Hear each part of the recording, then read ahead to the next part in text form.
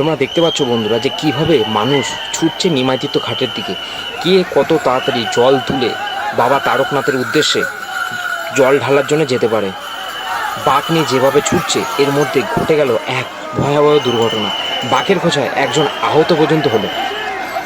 যেহেতু দিনটা ছিল রোববার বিকেলবেলা, অর্থাৎ বিকেলবেলা জল ভরে সারা রাত ধরে হেঁটে বাবা তারকনাথের উদ্দেশ্যে তারকেশ্বর পৌঁছাবে বাবার মাথায় জল ঢালার জন্য। যেহেতু সোমবার, তৃতীয় সোমবার বলে কথা, তাই একত্রে বহু মানুষ একই জায়গায় একই সাথে সমবেত হয়েছে। আর বাঘের খোঁচায় রীতিমতো যে একজন আহত হয়েছে, কিন্তু পাশে পুলিশ থাকা অবস্থায়ও পুলিশও কিছু করতে পারছে না, পুলিশও নীরব। তোমরা দেখো রীতিমতো দেখো এই যে নিমাইতীর্থ ঘাটে দেখো মানুষে দেখো ঢল নেমেছে।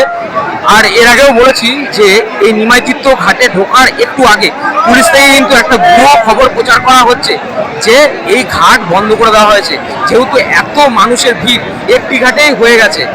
তার প্রতিটা ঘাটে কম বেশি ভিড় রয়েছে, কিন্তু নিমাইতীর্থ ঘাটে ভিড়টা একটু অত্যাধিক বেশি। তো এই কারণেই এই পুলিশরা ভিড় এড়ানোর জন্যে এই নিমাইতীর্থ ঘাটটাকে বন্ধ করে দিয়েছে বলে একটা ভুয়ো খবর লটাচ্ছে, কিন্তু অ্যাকচুয়ালি ঘাট বন্ধ করেনি। আর মানুষের দেখো যত রাত বাড়ছে ভিড় কমছে না, বরঞ্চ কিন্তু বাড়ছে।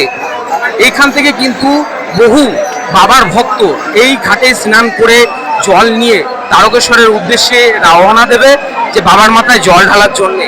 তোমরা দেখতে পাচ্ছ ভিড় দেখো মহিলা থেকে পুরুষ উভয়ই কিন্তু একই সাথে একই জায়গায় এসে মিলিত হয়েছে বাবার মাথায় জল ঢালবে বলে।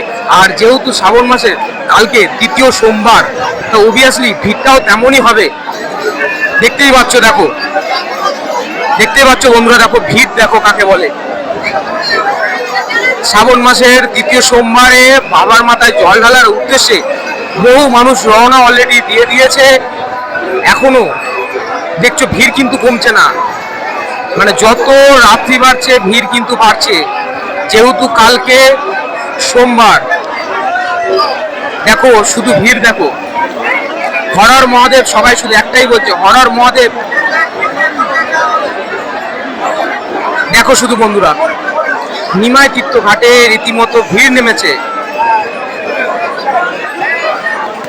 এই যে নিমাইতীর্থ ঘাটে বহু মানুষের ঢল নেমেছে, যে নিমাইতীর্থ ঘাট থেকে স্নান করে এবং এখান থেকে জল নিয়ে বাবা তারকনাথের উদ্দেশ্যে রওনা দেবে।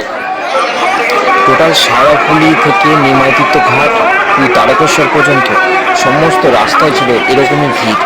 আর এই ভিড়ের মধ্যে বহু মানুষ, অর্থাৎ ধরতে গেলে বহু ফ্যামিলির 3-4জন করে মেম্বার যে বাবা তারকেশ্বরে এসছে বাবার মাথায় জল ঢালার জন্যে। এই ভিড়ের জন্যে বহু মানুষ তার আপনজনের থেকে ছন্নছাড়া হয়ে গেছে। মাইকে অ্যানাউন্স পর্যন্ত করা হচ্ছিল।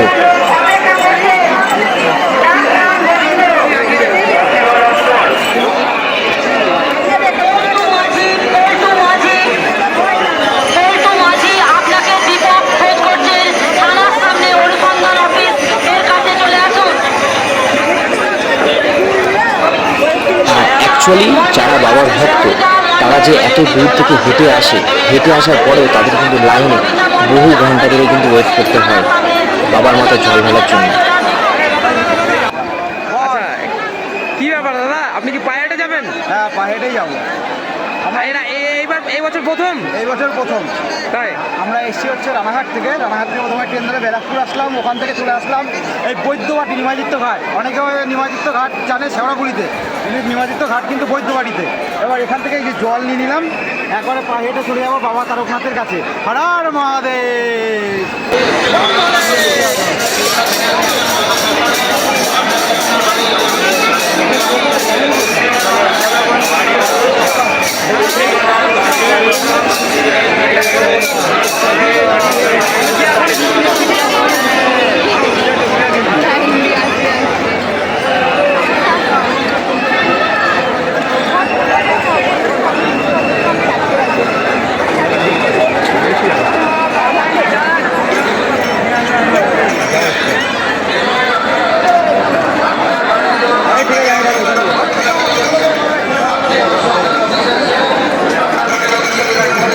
এখনো দাঁড়িয়ে থাকতে বুঝলা, লাইনে তোমার 1.5 ঘন্টা লেগে গেছে, 1.5 ঘন্টার মতো হবে। মানে আমরা যদি এই লাইনে ওয়েট করতাম